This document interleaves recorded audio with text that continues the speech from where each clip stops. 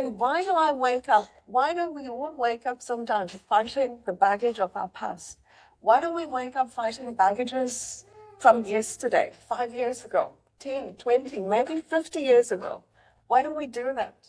And the answer is in Scripture. If we go to Exodus chapter 3, verses 13 and 14, I'll read it out. This was also really interesting because the verse this morning that you guys started on was also around this. And there was some things that Greg said which just kind of reinforced what I was going to talk about, because Greg has no idea what my sermon was apart from the title. Exodus 3, verse 13 and 14. When Moses said to God, "Indeed, when I come to the children of Israel and say to them, 'The God of your fathers has sent me to you,' and they say to me, 'What is his name?' What shall I say to them?" And God said to Moses, "I am who I am." And he said, "Thus you shall say to the children of Israel, 'I am has sent you.'" So if we just kind of look at the context there, Moses is not in his calling yet. God hasn't given him any reason to follow him. He's been running 40 years from the Egyptians. He's been scared. He's terrified. He's now with the Midianites. He's married a Midianite woman, looking after his father-in-law's sheep. And he is watching this bush being burnt, but not consumed. And he's probably freaking out a little bit, going, "I don't know what's happening."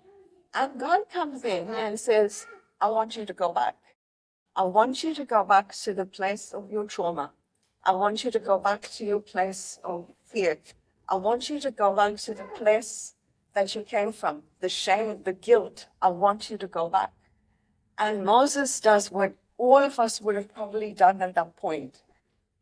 He went, "What do I say to those people who've labeled me a murderer, those people who've labeled me a runner? What would I say, God?" And God says, "I am." He doesn't say "I was," and I'm sure we've all heard sermons where, it's God didn't say "I was" or "I won't be." He says "I am." But there's a reason why he said "I am." Because if he had said "I am," go tell them "I am a healer," then we would limit and shrink God to that label. What do you mean by that? So if I need healing and I know, for example, someone else has had healing, I would put my faith in the outcome that God is going to heal me. And if he doesn't heal me the way I want him to heal me, then that leads to disappointment. And then I get angry, because either I think one of two ways. I either go, "God, maybe I can't trust you anymore. Maybe there's something wrong with me because I didn't get the healing." And this is why God doesn't go, "I'm not the answer man. I'm not the yes man. I'm not a vending machine where you just press a button and ta-da, here's my prayer snap." That's not God. He says, "I am." So yes, he is your provider. Yes, he is your healer, but he's not just those. And despite all of that, 3 times I think throughout that chapter, God says, "I will be with you." And Moses goes back to the loop. What if they? What if they do that, God? What happens? What if they think like that? And if I just jump a little bit ahead to Exodus 4, verse 2, and the Lord said to him, "What is that in your hand?" So if you notice, God doesn't answer the what if they question. He just ignores it and he goes, "What do you have?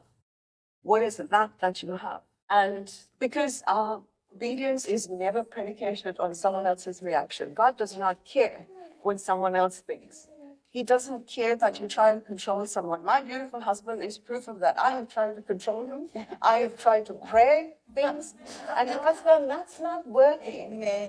You've got to fix yourself. How are you going to learn who you are before you try and fix someone else? So what do you have?